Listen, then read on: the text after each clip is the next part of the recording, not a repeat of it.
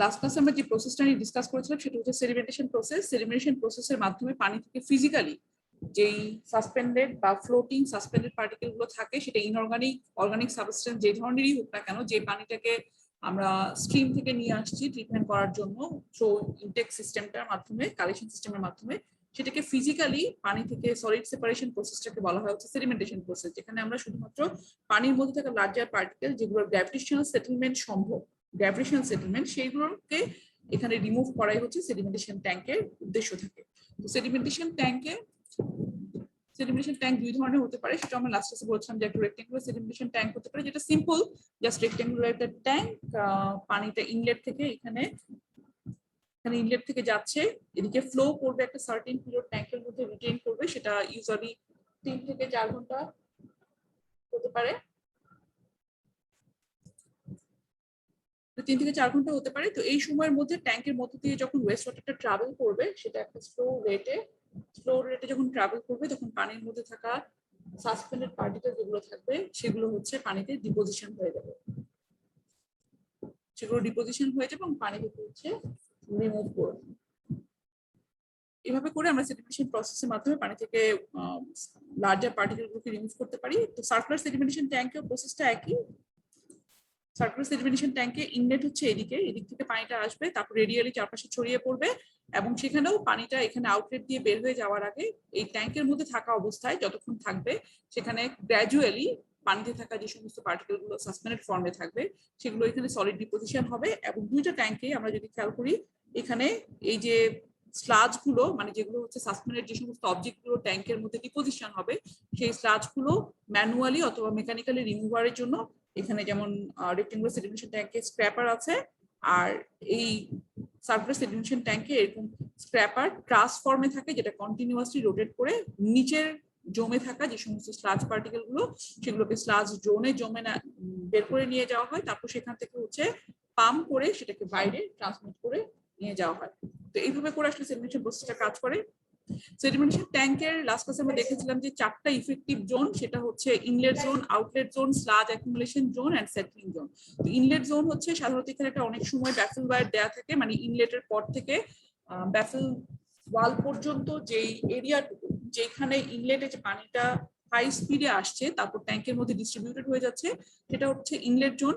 Outlet zone হচ্ছে যেখানে, এখানেও সাধারণত একটা ব্যাফেল ওয়াল দেওয়া থাকে, তো যেখান থেকে পানিটাকে আউটলেট ওয়্যারের মধ্য দিয়ে ক্লিয়ার ওয়াটারটাকে কালেক্ট করা হচ্ছে, সেটা outlet zone. Sludge accumulation zone হচ্ছে নিচে যে অংশটুকু আমরা ম্যাক্সিমাম অ্যালোকেট করি ট্যাঙ্কের মধ্যে, যে ম্যাক্সিমাম কি পরিমাণ সাসপেন্ডেড পার্টিকেল জমে থাকতে পারবে যে এরিয়া পর্যন্ত, সেই এরিয়াটা ম্যাক্সিমাম যে পরিমাণ ডিপোজিশন, সেটা হচ্ছে স্লাজ অ্যাকুমুলেশন জোন।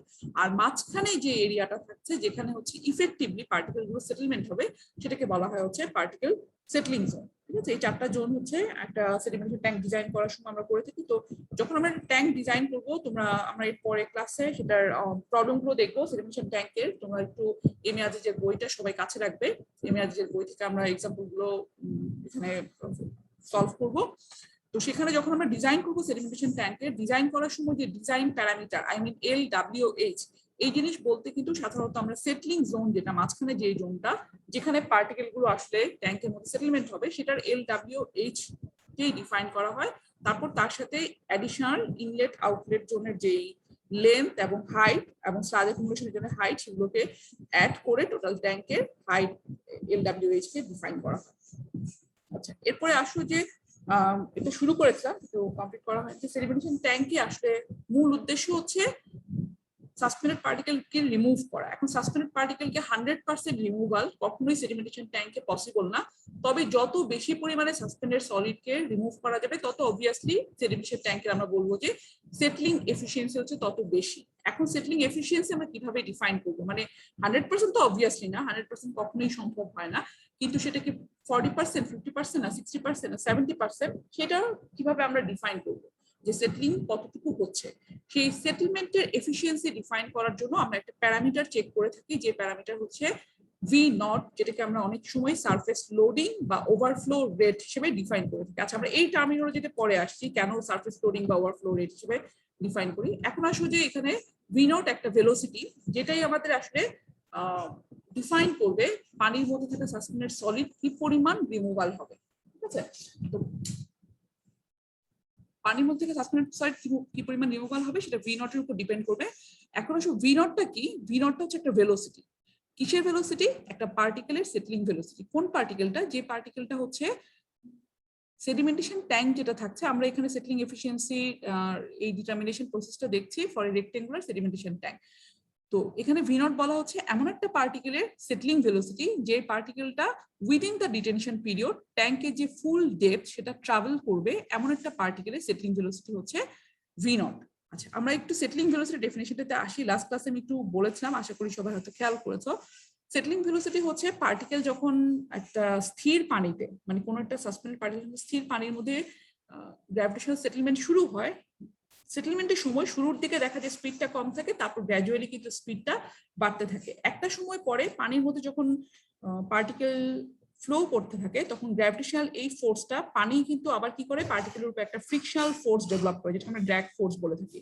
গ্র্যাভিটেশনাল ফোর্সটা পার্টিকেলটাকে নিচের দিকে টানছে, যার কারণে সেটেলমেন্ট হচ্ছে। আর ফ্রিকশনাল রেজিস্ট্যান্স বা ড্র্যাগ ফোর্সটা পানি থেকে কিন্তু পার্টিকেলকে উপরের দিকে একটা ফোর্স ডেভেলপ করছে। যখন এই ফ্রিকশনাল ফোর্স আর গ্র্যাভিটেশনাল ফ্রিকশনাল ফোর্স আর গ্র্যাভিটেশনাল ফোর্সের দুটো ইকুয়াল হয়, তখন দেখা যায় ফার্দার আর স্পিড বাড়ে না, মানে এক্সিলারেশন জিরো হয়ে যায়। তখন পার্টিকেলটা কনস্ট্যান্ট যে ভার্টিক্যাল ভেলোসিটিতে, মানে নিচের দিকে কনস্ট্যান্ট যে স্পিডে সেটা নিচের দিকে সেটেলমেন্ট হয়, সেটাকে বলা হয় পার্টিকেলের সেটলিং ভেলোসিটি বা টার্মিনাল ভেলোসিটি। এখন আসো ভি নটও বলা হচ্ছে একটা পার্টিকেলের সেটলিং ভেলোসিটি, কিন্তু কোন পার্টিকেলে? যে পার্টিকেলটা উইদিন দ্য ডিটেনশন পিরিয়ড পুরো ট্যাঙ্কের যে ডেপটা সেটা ট্রাভেল করবে, এমন একটা। দ্যাট মিনস পানিটা যখন ইনলেট থেকে ঠিক আউটলেটের দিকে বের হয়ে চলে যাবে, ঠিক সেই মুহূর্তে ট্যাঙ্কের বটমে এসে জমা হবে যে পার্টিকেলের ভেলোসিটি, সেটাকে বলা হচ্ছে ভি নট। এখন আমরা যদি রেক্টেঙ্গুলার সেডিমেন্টেশন জোনে সেটলিং জোনটা দেখি, এখানে পার্টিকেল গুলো, সে ধরো আমি এমন একটা পার্টিকেলের কথা বলছি যে পার্টিকেলটা ইনলেট দিয়ে, ইনলেট জোন যখন জাস্ট পাস করে যাচ্ছে ইনলেট জোনটা, তখন হয়তো পার্টিকেলটা এই জায়গাটাতে আছে। আর ভি নট বলা হচ্ছে এমন একটা পার্টিকেলে যখন পানিটা, যে পানির সাথে এই পার্টিকেলটা আসছে, সেই পানিটা যখন আউটলেট দিয়ে বের হয়ে যাবে, ঠিক তখন পার্টিকেলটা হচ্ছে এখানে এসে জমা হবে। ঠিক আছে, যদিও আমি এটা এনলার্জ করে ড্র করেছি, বাট আসলে তো তা না, পার্টিকেলগুলো খুবই ছোট হয়, তোমরা বুঝতেই পারছো। তো আমি এখানে ধরে নিচ্ছি এমন একটা পার্টিকেল, যে পার্টিকেলটা ইনলেট জোনটা থেকে যখন সেটলিং জোনে ঢুকছে তখন জাস্ট পানির উপরে সারফেসে সাসপেন্ডেড অবস্থায় ছিল, এবং যেই পানির সাথে এই পার্টিকেলটা ঢুকছে সেই পানিটা যখন আউটলেট জোনে চলে যাচ্ছে, ঠিক সেই সময় পার্টিকেলে সেটেলমেন্ট হচ্ছে, যেটা সেই পার্টিকেলের সেটলিং ভেলোসিটিকে আমি ডিফাইন করছি হচ্ছে ভি নট। আসলে ভি নট হচ্ছে একটা পার্টিকেলের সেটলিং ভেলোসিটি, কিন্তু কোন পার্টিকেলটা? যে পার্টিকেলটা at the end of the detention period, detention period বলতে হচ্ছে থিওরিটিক্যালি পানি কতক্ষণ ট্যাঙ্কের মধ্যে রিটেইন করছে, সেটাই হচ্ছে তার থিওরিটিক্যালি পানি এখান থেকে এই সময় পর্যন্ত যেতে যে সময় লাগবে সেটাই কিন্তু হচ্ছে ডিটেনশন পিরিয়ড।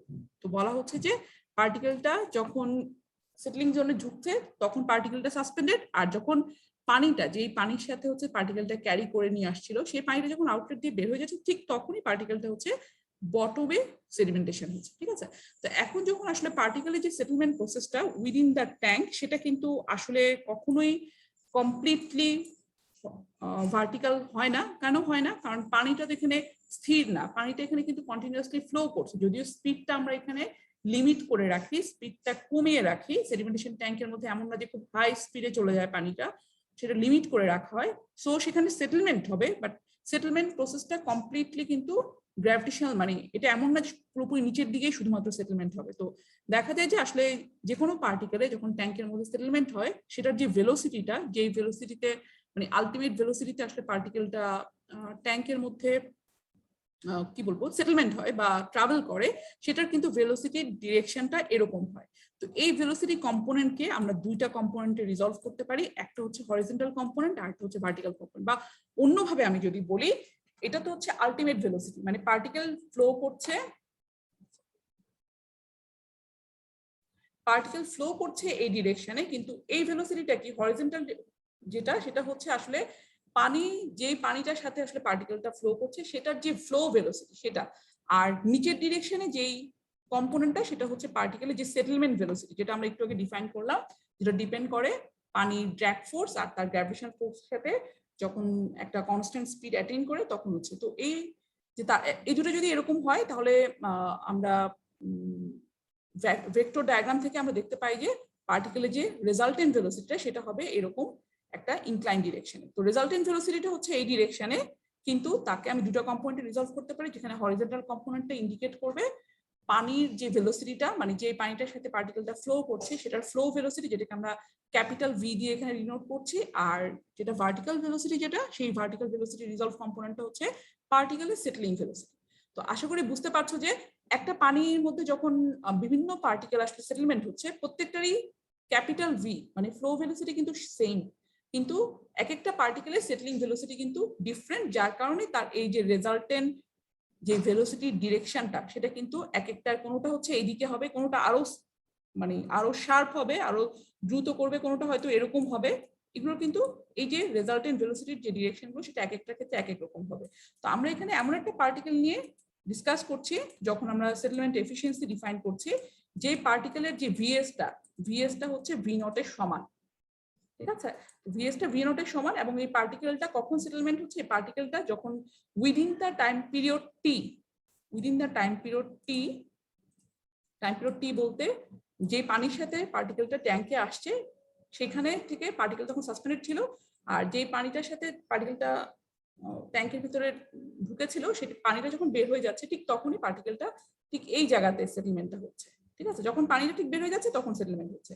তাহলে এই যে লেন্থটার, এই যে উইদিন দা টাইম ট্রাভেল করেছে এই টাইম টিতে, সেই লেন্থটা হচ্ছে এল, আর যে হাইটটা এই সময়ের মধ্যে পার্টিকেল ট্রাভেল করেছে, এই যে লিমিটিং পার্টিকেলটা, সেই হাইটটা হচ্ছে এইচ। এখানে খেয়াল করে দেখো ছবিতে কিন্তু এইচ বলতে আসলে স্লাজ অ্যাকুমুলেশন জোনের যে উপরে অ্যাক্টিভ যে সেটলিং জোনটা সেটার যে হাইটটা সেটাকে এখানে এইচ হিসেবে ডিফাইন করা হচ্ছে, যেটা আমি একটু আগেও বলেছি যে আমরা যখন ট্যাঙ্কের ডাইমেনশন ডিজাইন করব প্রথমেই কিন্তু আমাদেরকে আসলে সেটলিং জোনের যে ডাইমেনশন গুলো সেগুলোকে হচ্ছে ক্যালকুলেট করতে হবে বা সেগুলোকে ডিজাইন করতে হবে, তার সাথে অ্যাডিশনাল যেটা রিলিভেন্ট ইনলেট বা আউটলেট বা স্লাজ অ্যাকুমুলেশন জোনে তুমি কতটুকু রাখবে সেটা কনসিডার করে হচ্ছে ফুল ট্যাঙ্কের হাইটটা করতে হবে। তো এখানে যখন আমরা এইচ বলছি, এইচ বলতে হচ্ছে ইনলেট জোনের যে টোটাল যে ট্যাঙ্কের হাইট তার থেকে হচ্ছে স্লাজ অ্যাকুমুলেশন জোনের যে হাইটটা সেটা বাদ দিয়ে হচ্ছে এইচ, ঠিক আছে? তো এখন দেখো তাহলে ট্যাঙ্ক থেকে বলা হচ্ছে যে পার্টিকেলটা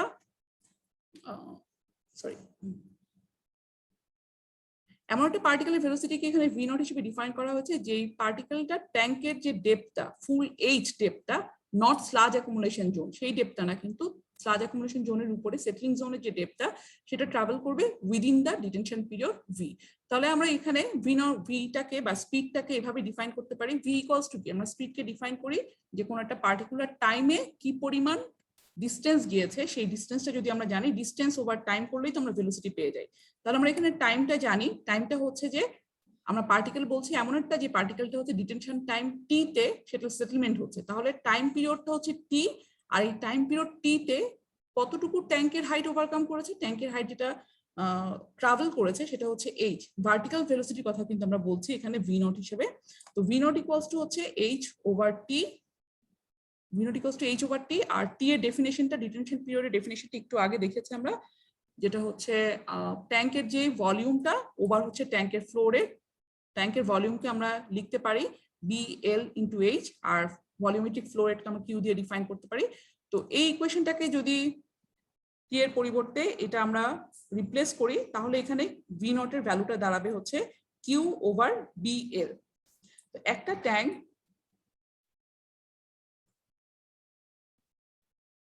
ট্যাঙ্কের এটা হচ্ছে লেন্থ, এটা হচ্ছে বি, তাহলে বিএল কি আমরা সারফেস এরিয়া বলতে পারি? বিএল কি দেখো তোমরা একটু যে ছবিটা একটু খেয়াল করো, বি হচ্ছে ট্যাঙ্কের উইডথ আর এল হচ্ছে ট্যাঙ্কের লেন্থ, তাহলে বিএল কি ট্যাঙ্কের সারফেস এরিয়া বলা যায়? জি মিস। তাহলে বিএল এর পরিবর্তে আমরা লিখতে পারি যে কিউ ওভার সারফেস এরিয়া। তার মানে হচ্ছে ভি নট, এখন আসো আমি ইকুয়েশন ডেরিভেশন হয়ে গেল, এখন ভি নট কি, সারফেস এরিয়া বা এই যে রিলেশনশিপটা সেটা কি আসলে যদি আমরা বলি আবারও, ভি নটটা আবারও খেয়াল করো, ভি নট কিন্তু আমি বলছি এমন একটা পার্টিকেলের ভেলোসিটি, সেটলিং ভেলোসিটি মানে যেটা ভার্টিক্যাল ভেলোসিটি, সেটা এমন একটা পার্টিকেলের ভেলোসিটি যেটা উইদিন ডিটেনশন টাইম টি তে এইখান থেকে এই পর্যায়ে এসে পৌঁছাবে। তো হাইট ট্রাভেল করছে এবং লেন্থও কিন্তু ট্রাভেল করছে ট্যাঙ্কের, মানে এইখান থেকে উপর থেকে এই পর্যন্ত এসে পৌঁছাচ্ছে, কিন্তু কখন পৌঁছেছে, যখন হচ্ছে ট্যাঙ্ক থেকে পানিটা বের হয়ে যাচ্ছে যেই ইনফ্লুয়েন্ট ওয়াটারের সাথে ট্যাঙ্কের মধ্যে সলিড পার্টিকেলটা ঢুকেছিল, তখন যখন বের হয়ে যাচ্ছে ঠিক তখন হচ্ছে সেখানে এই পার্টিকেলটা এখানে রিচ করেছে। তাহলে এখানে যেই হাইটটা ট্রাভেল করেছে within the detention period time, সেটার হাইট হচ্ছে h, আর লেন্থ যেটা ট্রাভেল করেছে পার্টিকেলটা সেই লেন্থ হচ্ছে l, আর টাইম কতক্ষণ লেগেছে, টাইম লেগেছে হচ্ছে ট্যাঙ্কের ডিটেনশন পিরিয়ড, যেটাকে আমরা ভলিউম ওভার কিউ করে বের করতে পারি। তো যেহেতু হচ্ছে ভি নটটা একটা হচ্ছে পার্টিকেলের সেটলিং ভেলোসিটি বা ভার্টিক্যাল ভেলোসিটি, সেটাকে আমরা বের করতে পারি কতটুকু ভার্টিক্যাল ডিস্টেন্স ট্রাভেল করেছে উইদিন দ্য টাইম। তাহলে ভার্টিক্যাল ডিস্টেন্স ছিল h, যেটা এখানে এখান থেকে এইটা h ওভার টি করলে আমরা এখানে ভি নটটা পেয়ে যাচ্ছি।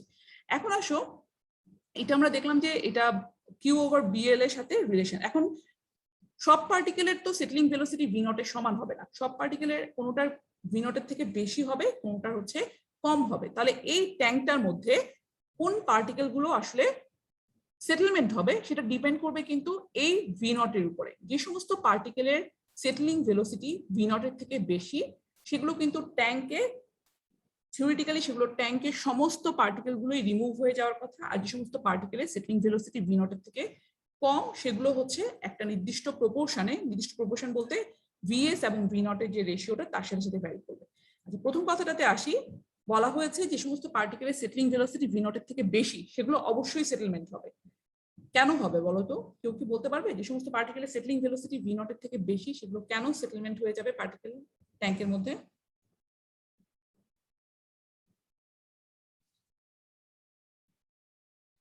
আচ্ছা, খেয়াল করে দেখো, আমি ভি নট কিন্তু বলেছি যে এমন একটা পার্টিকেলের সেটলিং ভেলোসিটি তোমরা দেখতে পাচ্ছ, সেটা সেটেলমেন্ট হচ্ছে ঠিক এই জায়গায়, মানে একদম ট্যাঙ্কের শেষে।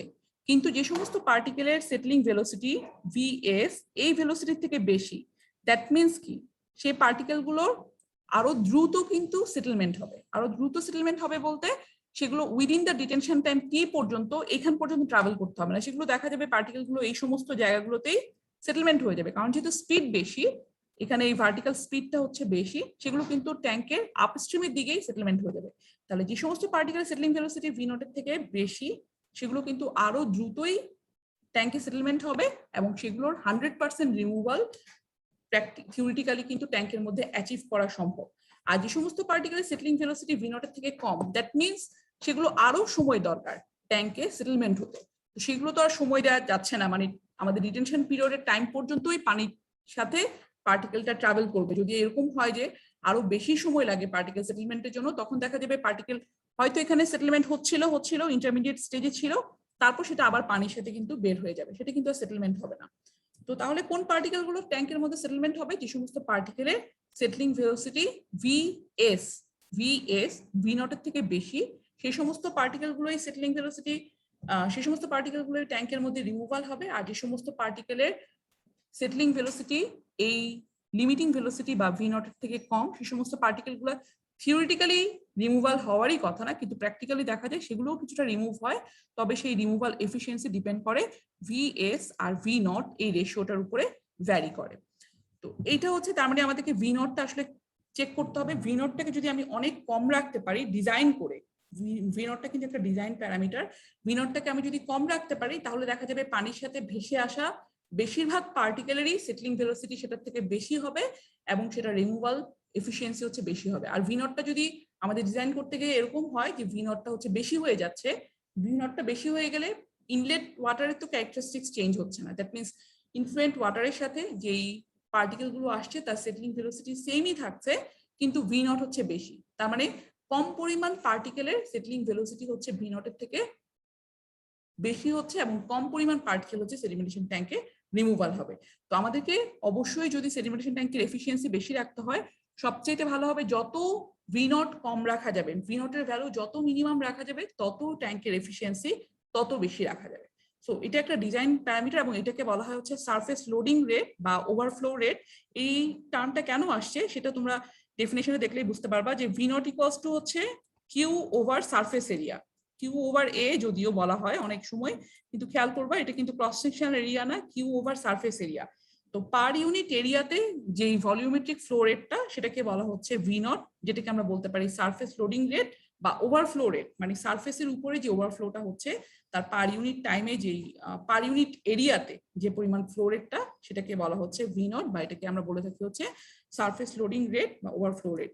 এটার যে ভ্যালুটা, এটা সাধারণত এখানে দেখো ডিজাইন ডাইমেনশনটা দেওয়া আছে, এটা সাধারণত আমরা করে থাকি 0.2 থেকে 1 মিটার পার আওয়ার। কিন্তু যত কম হবে এই সারফেস লোডিং রেটটা, তত কিন্তু আমাদের ট্যাঙ্কের এফিসিয়েন্সিটা, সেটেলমেন্ট এফিসিয়েন্সিটা তত বেশি হবে। এখন এইখানে যদি তোমাদের ইকুয়েশনটা জানা থাকে বা ইকুয়েশনটা যদি বুঝতে পেরে থাকো, তাহলে এখানে বলো তো ভি নটটাকে কম করতে হলে আমাদের ট্যাঙ্কের কোন ডাইমেনশনটা, বি, এল অথবা এইচ, কোন ডাইমেনশনটাকে আমাদের কমাতে হবে বা বাড়াতে হবে?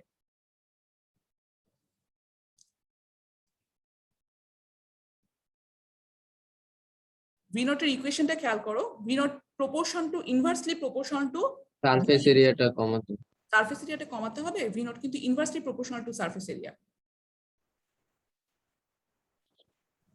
আচ্ছা, ভি নট যদি বাড়াতে হবে।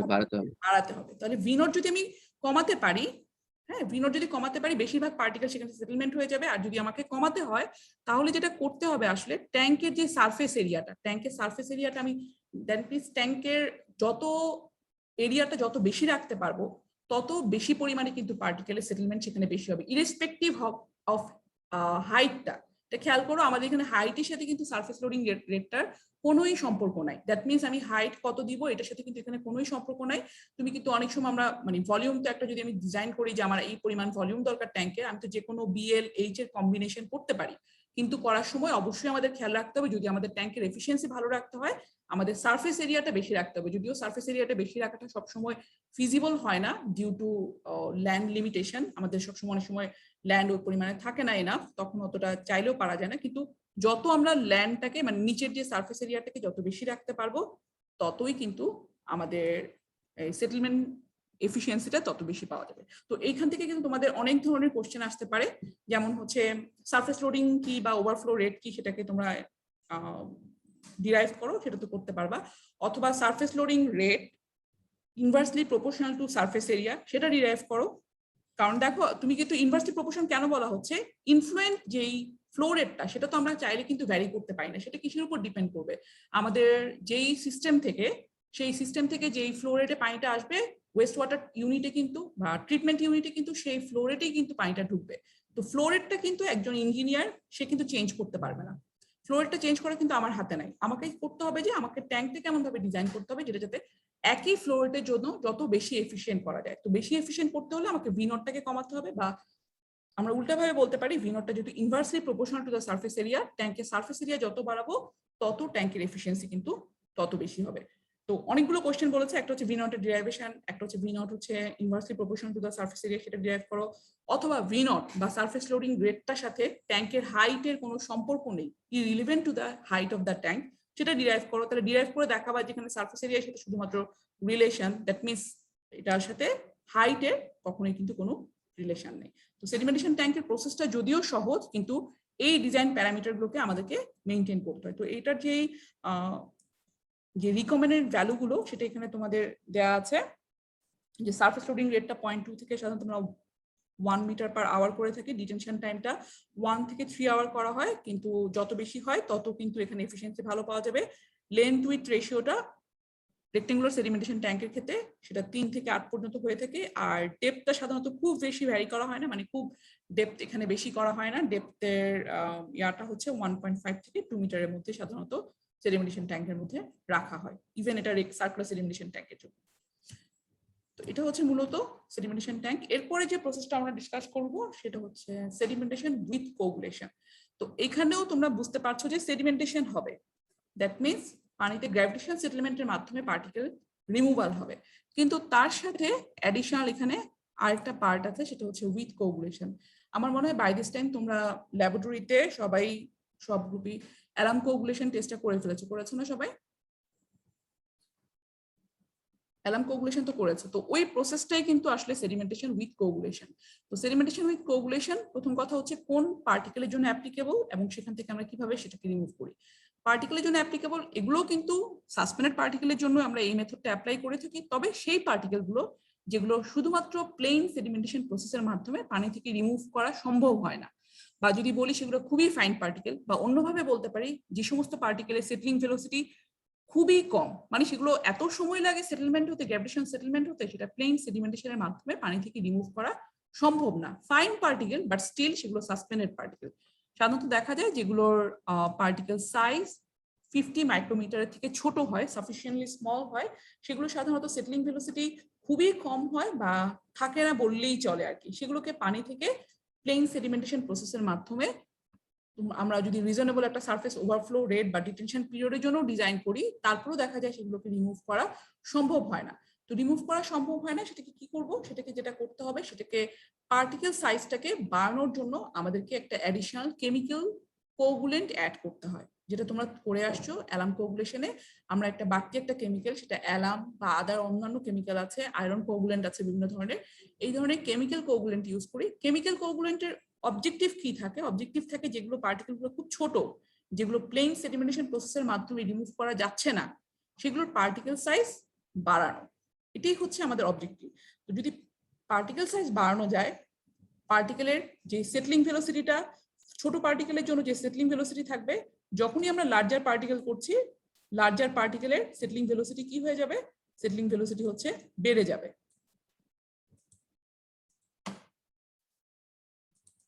যখন ইনিশিয়ালি ইনফ্লুয়েন্টে হিসেবে পানিটা ঢুকছে, তখন যে সেটলিং ভেলোসিটি থাকবে, সেটা যেটা থাকবে যখন আমরা লার্জার সাইজে পার্টিকেল করছি, সেটার যে সেটলিং ভেলোসিটি থাকবে সেটা কিন্তু হচ্ছে বেশি হবে।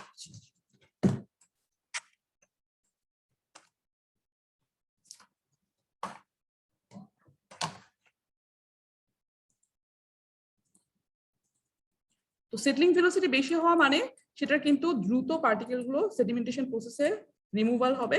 তো এখানেও কিন্তু সেডিমেন্টেশন প্রসেসের মাধ্যমে রিমুভাল হচ্ছে, কিন্তু পার্টিকেলের ইনিশিয়াল যে সেটলিং ভেলোসিটি ছিল, পার্টিকেল সাইজ ইনক্রিজ করে তার ইফেক্টিভ সাইজটাকে বাড়িয়ে আমরা যেটা করছি যে পার্টিকেলের সেটলিং ভেলোসিটিটাকে বাড়িয়ে দিচ্ছি, এবং কনসিকুয়েন্টলি এটার পরে কিন্তু সেডিমেন্টেশন ট্যাঙ্ক থাকবে, যেখানে যেহেতু পার্টিকেল সাইজ বেড়ে যাচ্ছে, সেগুলো সেডিমেন্টেশন প্রসেসের মাধ্যমে সেগুলো পার্টিকেলটা রিমুভাল হবে। তো এই যে সলিড পার্টিকেল, যেগুলো ফাইন পার্টিকেল, সেগুলোকে আমরা সাধারণত কলোয়েডাল পার্টিকেল বলে থাকি। তোমরা প্রথমেই দেখে আসছো যে পানিতে যে সমস্ত পার্টিকেল থাকে সেটাকে আমরা তিনটা ভাগে সাধারণত ভাগ করে থাকি পার্টিকেল সাইজের রেঞ্জের উপর বেস করে। সেটাকে বলা যেতে পারে হচ্ছে suspended particle, colloidal particle and dissolve particle. তো সাসপেন্ডেড যেগুলো লার্জ পার্টিকেল, সেগুলো প্লেন সেডিমেন্টেশন প্রসেসের মাধ্যমে রিমুভ হয়। নেক্সট হচ্ছে কলোয়েডাল পার্টিকেল, যেগুলো ফাইন পার্টিকেল, যেগুলো সাধারণত প্লেন সেডিমেন্টেশনের মাধ্যমে রিমুভ হওয়া সম্ভব হয় না। তো কলোয়েডাল পার্টিকেল গুলো কেন সেডিমেন্টেশন ট্যাঙ্কের মধ্যে রিমুভাল হয় না, তার একটা কারণ তো অবশ্যই ছোট, যেটা আমরা বলেছি যে ফাইন পার্টিকেল, সেগুলো সেটলিং ভেলোসিটি অনেক কম, কিন্তু সেটলিং ভেলোসিটি বাড়তে পারে যদি এরকম হতো যে কলোয়েডাল পার্টিকেল গুলো যেগুলো পানির মধ্যে থাকে, সেগুলো যদি একটা আরেকটার সাথে মিক্স হয়ে, মানে একটা আরেকটার সাথে স্টিক হয়ে বা অ্যাডিশনের মাধ্যমে সেগুলো যদি পার্টিকেল সাইজ বাড়াতে পারতো, তাহলেও কিন্তু পানি থেকে রিমুভ হওয়া সম্ভব হতো। কিন্তু ইন্টারেস্টিং ব্যাপার হচ্ছে পানিতে থাকা কলোয়েডাল যে সমস্ত পার্টিকেল গুলো থাকে, সেগুলো খুবই স্টেবল কন্ডিশনে থাকে। স্টেবল বলতে সেটা যেই ফর্মে থাকে সেটা সাধারণত সেই ফর্মেই থাকে। এগুলোকে তুমি যতই মিক্স করো না কেন, যতই আমি মিক্স করি না কেন, দেখা যায় যে কলোয়েডাল পার্টিকেল গুলো কখনোই একটা কন্টাক্টে আসে না, বা তার যেই পার্টিকেল সাইজ সেটা কখনোই বাড়ে না। পার্টিকেল সাইজ না বাড়ার কারণে সেটলিং ভেলোসিটিও কখনো বাড়ে না। তো এই যে কলোয়েডাল পার্টিকেল গুলো যে স্টেবল কন্ডিশনে পানির মধ্যে থাকে, তার কারণটা কি? তার কারণটা হচ্ছে এই ছবিটাতে তোমরা যেটা দেখতে পাচ্ছ, ভিতরে একটা চার্জ, একটা পার্টিকেল দেখতে পাচ্ছ, আর চারপাশে একটা ক্লাউড দেখতে পাচ্ছ, ইলেকট্রনিক একটা ক্লাউড দেখতে পাচ্ছ, ঠিক আছে? তো এই মাঝখানে যে এই পোর্শনটুকু যেটা হচ্ছে শেড করা, সেই অংশটুকু হচ্ছে একটা পার্টিকেল, মানে একটা কলোয়েডাল পার্টিকেল পানির মধ্যে কিভাবে থাকে সেটা এখানে দেখানো হচ্ছে। তো কলোয়েডাল পার্টিকেল যদিও কিন্তু পানির মধ্যে ডিসলভ কন্ডিশনে নাই, দ্যাট মিনস সাধারণত তোমরা জানো যে আয়োনাইজ সাবস্টেন্স কোনগুলো থাকে, আয়োনাইজ সাবস্টেন্স থাকে পানির মধ্যে থাকা ডিসলভ পার্টিকেল গুলো। বাট কলোয়েডাল পার্টিকেল গুলো যদিও কমপ্লিটলি আয়োনাইজড না, কিন্তু তার চারপাশে সারফেসে, উপরে যেই সারফেসটা থাকবে, সেই সারফেসে দেখা যায় এক ধরনের একটা স্টেশনারি, একটা নেগেটিভ একটা চার্জ সবসময় কন্টেইন করে। বেশিরভাগ কলোয়েডাল পার্টিকেলই যদিও সেগুলো ইনার্ট পার্টিকেল হওয়ার কথা, কিন্তু দেখা যায় যে আসলে কলোয়েডাল পার্টিকেল গুলো ইনার্ট পার্টিকেল না, সেগুলো সারফেসে, সেজন্য কিন্তু মাঝখানে সাইন দেওয়া হয় না। যদি কোনো পার্টিকেলের চার্জ হচ্ছে পজিটিভ বা নেগেটিভ হয় তখন কিন্তু আমরা জিনিসটাকে এভাবে ডিনোট করি, তাই না? কিন্তু এটা কিন্তু দেখো সারফেসে চার্জটা দেখানো হয়েছে, কারণ এটা আসলে সারফেসে একটা নেগেটিভ চার্জ কন্টেইন করে। তো এই যে সারফেসে নেগেটিভ চার্জটা থাকে, এখানে দুইটা পার্টিকেল দেখানো আছে পাশাপাশি, এখানে একটা কলিডাল পার্টিকেল দেখানো আছে, এখানে একটা কলিডাল পার্টিকেল দেখানো আছে, যেটা দুইটারই সারফেস হচ্ছে নেগেটিভলি চার্জ। তো নেগেটিভ যদি চার্জ থাকে, স্বাভাবিকভাবে পানির মধ্যে প্রচুর ডিজলভ কম্পাউন্ড থাকে, যেগুলো হচ্ছে ডিজলভ আয়োনাইজ সাবস্টেন্স থাকে। নেগেটিভলি চার্জ এই কলিডাল পার্টিকেলের চারপাশে পানির মধ্যে ডিজলভ যে সমস্ত পজিটিভ বা ক্যাটায়ন যেগুলো থাকে সেগুলো এসে জমা হয়।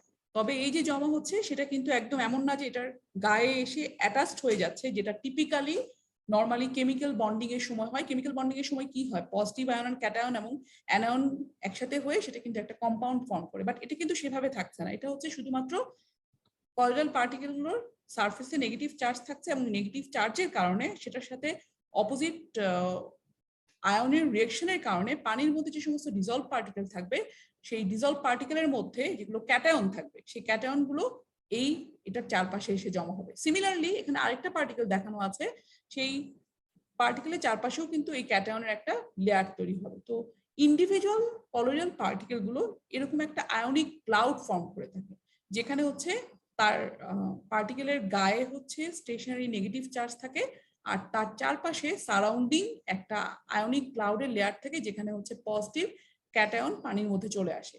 তো এই ধরনের দুইটা কলয়েড যদি আমরা মিক্স করি এবং দুইটা কলয়েডকে যদি কাছাকাছি আসার চেষ্টা করা হয়, যে এটাকে আমি কাছাকাছি আমি চেষ্টা করি, মিক্সিং করছি কি মানে পার্টিকেল গুলো একটা একটা ক্লোজ কন্টাক্টে আসার ট্রাই করছে, কিন্তু এই আয়নিক ক্লাউডের কারণে দেখা যায় যে সেটা ডিফিউজ যখন হবে, এটা একটা আয়নিক ক্লাউডের সাথে আরেকটা আয়নিক ক্লাউডের ডিফিউশনের কারণে, যেহেতু চারপাশে থাকা যে আয়নিক ক্লাউডটা সেটা সিমিলার চার্জের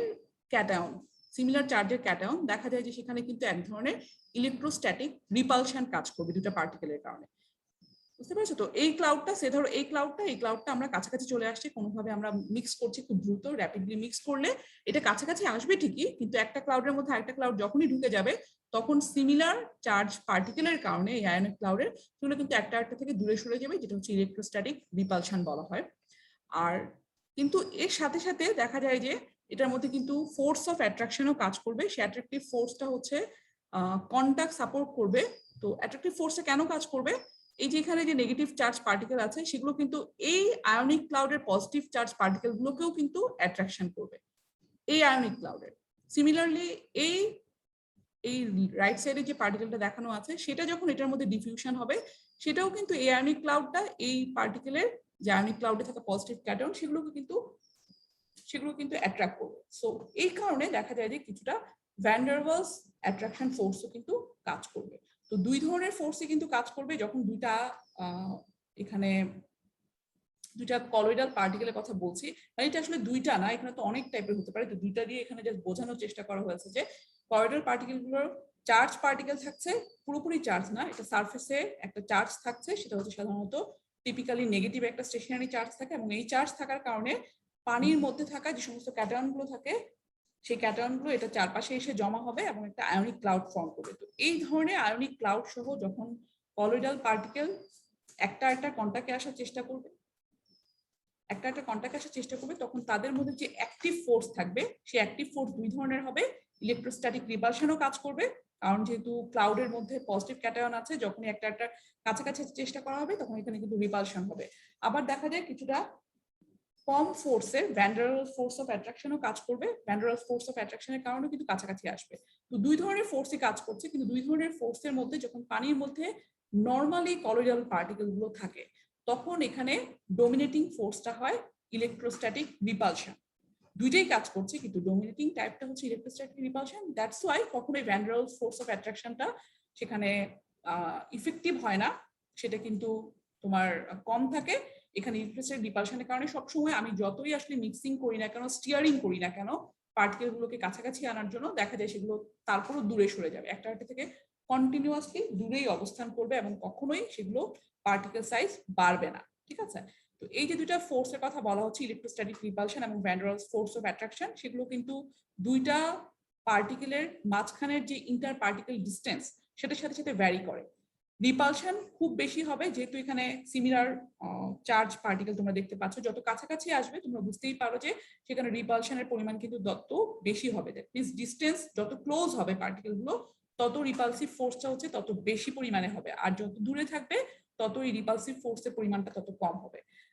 সিমিলারলি অ্যাট্রাকশন ফোর্সের ক্ষেত্রেও same, van der Waals force of অ্যাট্রাকশনও কিন্তু যত কাছাকাছি থাকবে পার্টিকেল গুলো তত দেখা যাবে van der Waals force of অ্যাট্রাকশনটা তত বেশি হবে, আর যত দূরে থাকবে পার্টিকেল গুলো van der Waals force of অ্যাট্রাকশনটা কিন্তু তত কম হবে।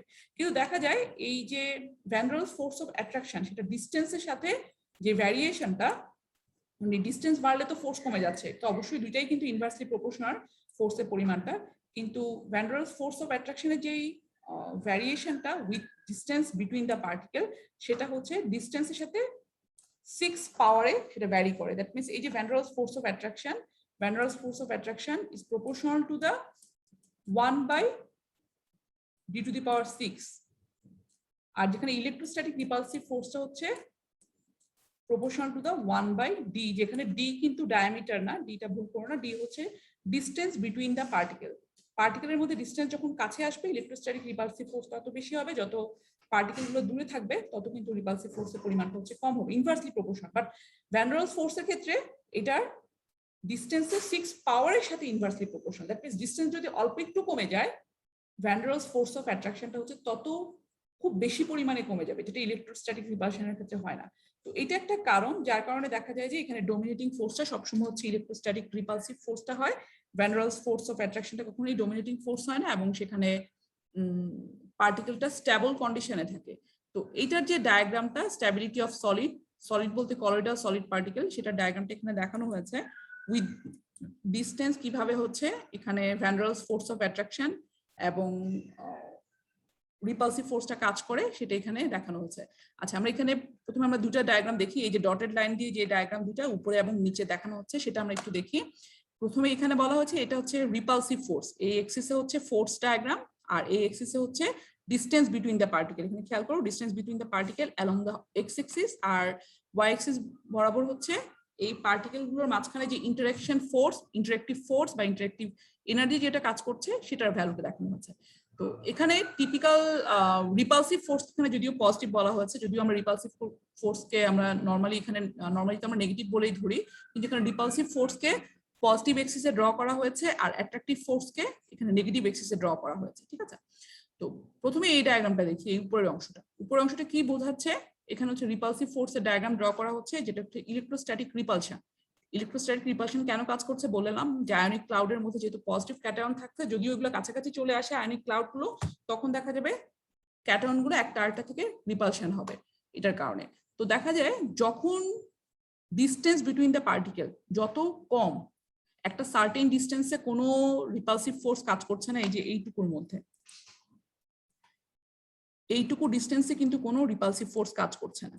হ্যাঁ, কিন্তু এর থেকে যখনই বেশি হচ্ছে আমরা দেখতে পাচ্ছি যে এর থেকে যখনই বেশি হচ্ছে তখন হাইয়েস্ট রিপালসিভ ফোর্সটা কাজ করছে, সবচেয়ে বেশি পরিমাণ রিপালসিভ ফোর্স এই ডিস্টেন্সে আছে। যত দূরে সরে যাচ্ছে একটা আরেকটা থেকে পার্টিকেল তত রিপালসিভ ফোর্সের পরিমাণটা কমে যাচ্ছে এবং একটা সময় পরে এটার অ্যাক্টিভ থাকছে না।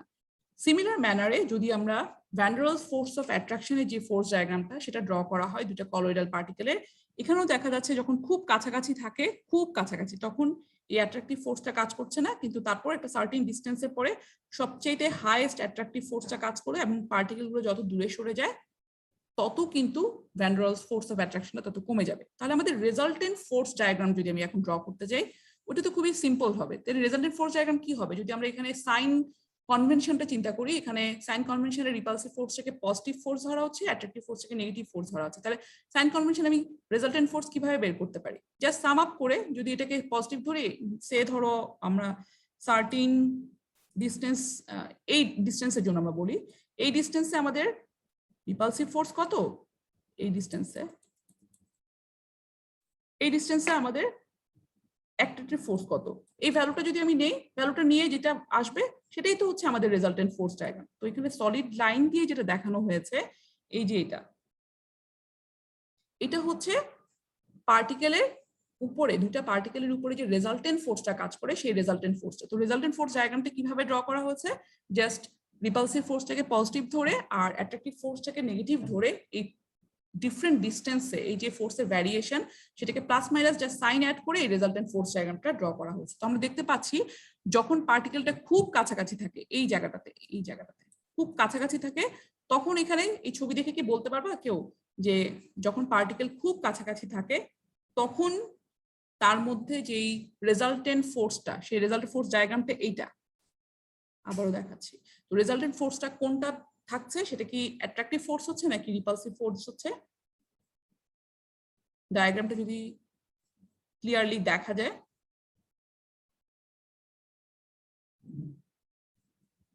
আচ্ছা আমি যদি রেজাল্টেন্ট ফোর্স ডায়াগ্রামটা আমি সেপারেটলি ড্র করি, জিনিসটা এরকম আসছে। এই পার্টটুকুকে ইগনোর করো। রেজাল্টেন্ট ফোর্স ডায়াগ্রামটা কিন্তু এখানে নেগেটিভ ভ্যালু, এটা হচ্ছে পজিটিভ ভ্যালু এই এক্সিসে। তাহলে যখন পার্টিকেল গুলো খুব কাছাকাছি আছে, মানে ডিসটেন্স বিটুইন দ্য পার্টিকেল খুব কম, সেখানে রেজাল্টেন্ট ফোর্সটা আমি জিজ্ঞাসা করছি সেটা কি অ্যাট্রাকটিভ ফোর্স নাকি রিপালসিভ ফোর্স? ভ্যালুটা দেখা যাচ্ছে না? ভ্যালুটা বুঝতে পারছো না? এই যে ডিসটেন্স তো কম এই জায়গাতে, এখানে রেজাল্টেন্ট ফোর্স আমরা এখানে দেখতে পাচ্ছি কি ভ্যালুটা কোথায় আছে? ডায়াগ্রামটা কোন মানে এক্সিসের কোন পার্টে আছে? পজিটিভ পার্টে আছে নাকি নেগেটিভে আছে? নেগেটিভ। নেগেটিভে আছে।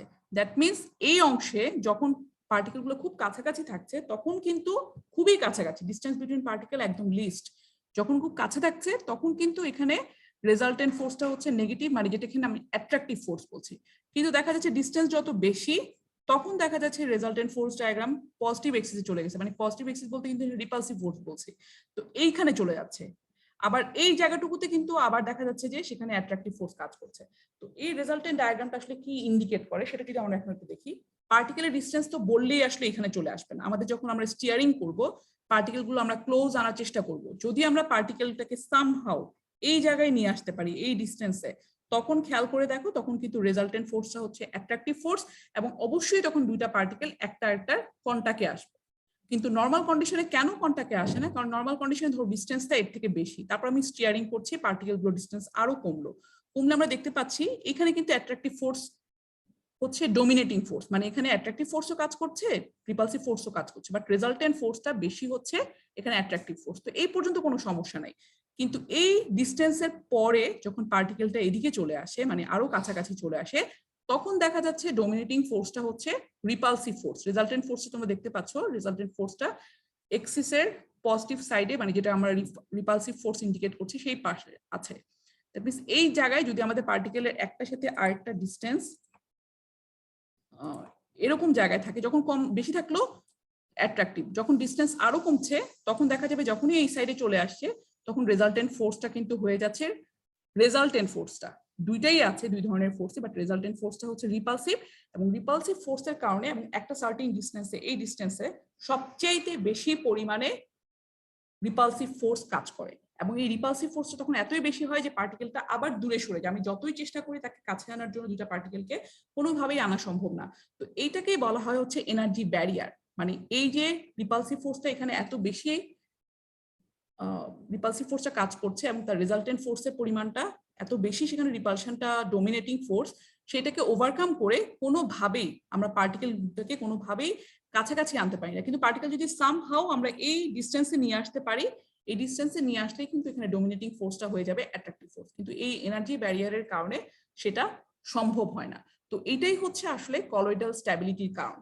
দেখা যায় যে কলয়েডাল পার্টিকেল গুলো যখন এই ফর্মে থাকে তখন কিন্তু ইলেকট্রোস্ট্যাটিক রিপালশন এবং van der Waals force of attraction দুইটাই কাজ করছে, কিন্তু সার্টেন ডিসটেন্সে যখন থাকে এবং সেটাকে যদি আমরা ক্লোজ কন্টাক্টে আনার চেষ্টা করি, তখন দেখা যায় যে একটা সার্টেন ডিসটেন্সে ডোমিনেটিং ফোর্সটা রিপালসিভ ফোর্সটাই হয়, এবং রিপালসিভ ফোর্সের পরিমাণটা এনার্জি ব্যারিয়ারটাকে ওভারকাম করে আমরা পার্টিকেল গুলোকে কখনোই ক্লোজ কন্টাক্টে আনতে পারি না। ক্লোজ কন্টাক্টে আনতে পারলে কিন্তু সেখানে আবার অ্যাট্রাকটিভ ফোর্সটা হচ্ছে ডোমিনেটিং হতো, কিন্তু সেটাকে আনতে পারি না। দ্যাটস ওয়াই পার্টিকেলটা ওই অবস্থাতেই থেকে যায়, কোনোভাবেই একটা আরেকটার সাথে অ্যাডিশনের মাধ্যমে পার্টিকেল সাইজটা বড় করা সম্ভব হয় না। তো এইটাই হচ্ছে কলয়েডাল স্ট্যাবিলিটির কারণ, যেটা এখানে এই ডায়াগ্রামেট্রিক্যালি বোঝানো হয়েছে। The stability of the colloid in water is derived from zero potential, which is the sum of Van der Waals force of attraction and electrostatic force of repulsive force. The surface area of the colloid and small particles are large in comparison to the volume and repulsive electrostatic force, which dominates over the Van der Waals force of attraction. at a certain distance and cause repulsion. যে অবস্থায় থাকে সেখানে হচ্ছে electrostatic ফোর্সটাই dominating হচ্ছে van der Waals force of অ্যাট্রাকশনের উপরে, এবং সবসময় particle গুলো একটা সার্টেন ডিস্টেন্স মেনটেন করছে এবং রিপালশনের কারণে দূরে সরে যাচ্ছে, কোনোভাবেই কাছে আসছে না।